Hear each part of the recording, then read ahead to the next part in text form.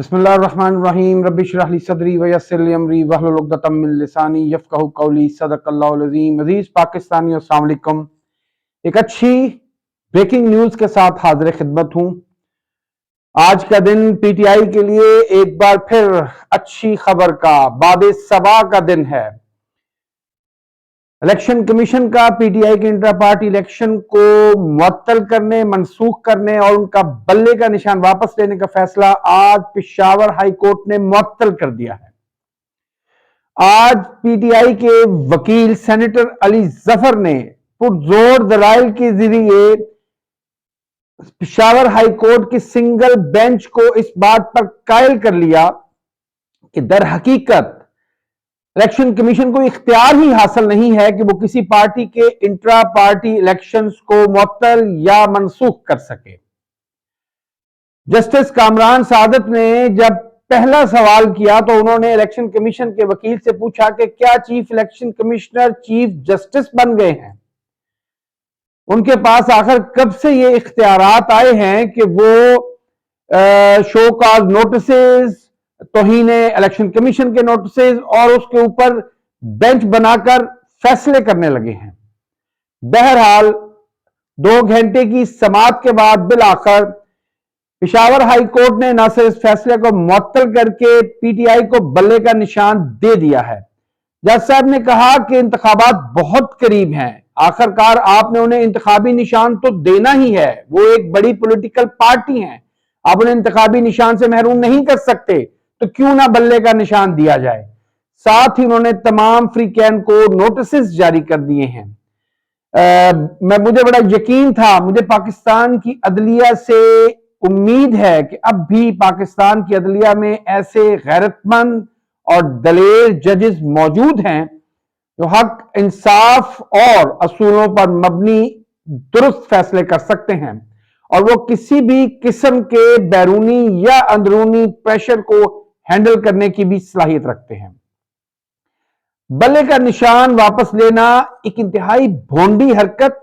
اور انتہائی گھٹیا حکمت عملی تھی۔ حیران کن طور کے اوپر مجھے سمجھ نہیں آتا کہ وہ کون سے گدھے اور اسٹوپڈ قسم کے دماغ ہیں جو یہ بیٹھ کے اس قسم کی منصوبہ بندیاں کرتے ہیں۔ حقیقت تو یہ ہے کہ پی ٹی آئی کا انتخابی نشان بلہ نہیں، در حقیقت عمران خان ہے۔ عمران خان اتنا بڑا عوامی، قومی اور بین الاقوامی برانڈ ہے کہ اسے کسی انتخابی نشان کی ضرورت نہیں۔ آج اگر پی ٹی آئی کو گدھے کا، گھوڑے کا، کتے کا، شیر کا، لومڑی کا، اونٹ کا، ہاتھی کا کوئی بھی انتخابی نشان دے دیا جائے،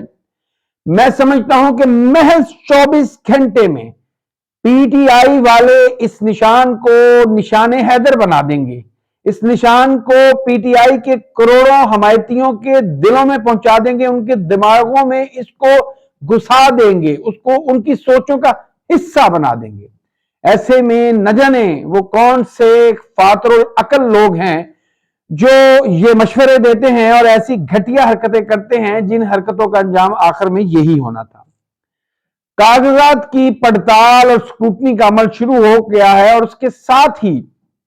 تجویز کنندگان اور تائید کنندگان جو ہیں ان کو اٹھانے کا عمل بھی شروع ہو گیا ہے۔ زرتاج گل کے کاغذات کو رپورٹڈلی مسترد کر دیا گیا ہے، اور اسی طرح سینکڑوں مقامات سے یہ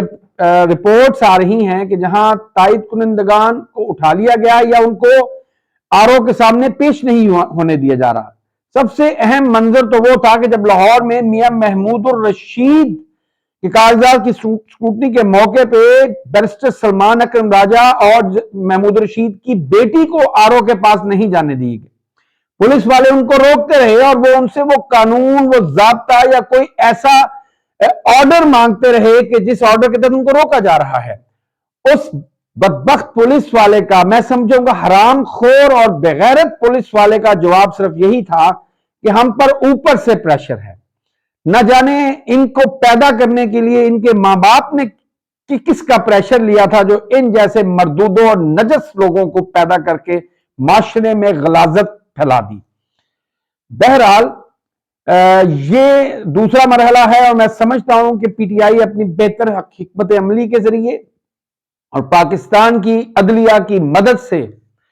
انشاءاللہ بہت جلد اس مرحلے کو بھی عبور کر لے گی اور کامیابی سے عبور کر لے گی۔ میں ذاتی طور پہ جانتا ہوں کہ پاکستان کی لاء جوڈیشری میں ایسے سینکڑوں ججز ہیں جو حق، سچ اور دیانت کی بات کرتے ہیں، جو کبھی بھی آل شریف اور ان کے سرپرست مافیا کے زیر سایہ نہیں رہے اور نہ ہی وہ ان کے احکامات کو مانتے ہیں۔ میرا ماننا یہ ہے کہ جو بھی جج ایماندار ہے، جو کرپشن نہیں کرتا، جس کی ننگی ویڈیوز نہیں ہیں یا جس کے غیر اخلاقی شوق نہیں ہے، وہ شخص کبھی بلیک میل نہیں ہو سکتا اور کبھی بھی ایک جج کو گن پوائنٹ پر اس سے فیصلہ نہیں لیا جا سکتا۔ ایسے میں کہ جب پی ٹی آئی کے صاف اور شفاف کردار رکھنے والے امیدواروں کے کاغذات نامزدگی کی منظوری میں رکاوٹیں ڈالی جا رہی ہیں، اسی وقت لاہور کے حلقہ این 130 سے نواز شریف جو ابھی تک تاحیات نااہل ہے اور اس کے کیس پہ جو بڑی اہم ہیئرنگ ہے وہ 2 جنوری کو قاضی فائد عیسیٰ صاحب کریں گے، لیکن ان کے کاغذات کو منظور کر لیا گیا۔ حالانکہ اصولی طور پر ریٹرننگ آفیسر اور ڈسٹرکٹ ریٹرننگ آفیسر کا یہ فرض بنتا تھا کہ ان کو یہ نالج میں تھا کہ نواز شریف ایک سزا یافتہ شخص ہے اور سپریم کورٹ اس کو تاحیات نااہل قرار دیا گیا ہے، لیکن اس کے باوجود ان کے کاغذات کو منظور کر لیا گیا۔ اس سے قوم کو اندازہ ہو سکتا ہے کہ کون لاڈلا ہے، کون انوکھا لاڈلا ہے، اور یہ انوکھا لاڈلا اس لیے ہے کہ یہ کہتا ہے میرے ساتھ 3 بار زیادتی ہوئی۔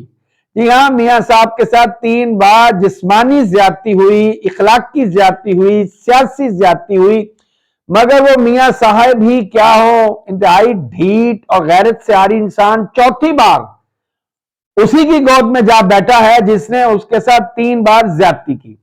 اب میاں صاحب یہ تو کہہ نہیں سکتے کہ بے نظیر بھٹو نے ان کے ساتھ زیادتی کی یا نصرت بھٹو نے ان کے ساتھ زیادتی کی۔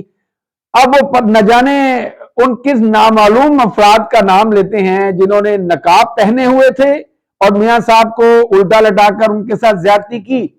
یا کہ وہ ایسے طاقتور لوگ ہیں کہ میاں صاحب نے ان کے چہرے دیکھے، بخوشی ان سے زیادتی کرائی، اب عوام کی ہمدردی کے لیے زیادتی کا شکوہ کر رہے ہیں، مگر ایک بار پھر ان کی گرم گود کا مزہ لینے کے لیے ان کی گود میں پہنچ چکے ہیں۔ مگر اس بار عوام نے یہ سب منظر اپنی آنکھوں سے دیکھ لیا ہے۔ اس بار عوام کو میڈیا کے ذریعے بیوقوف نہیں بنایا جا سکتا، کیونکہ سوشل میڈیا لوگوں کے گھروں میں، لوگوں کے دلوں میں اور سوچوں میں شامل ہو چکا ہے۔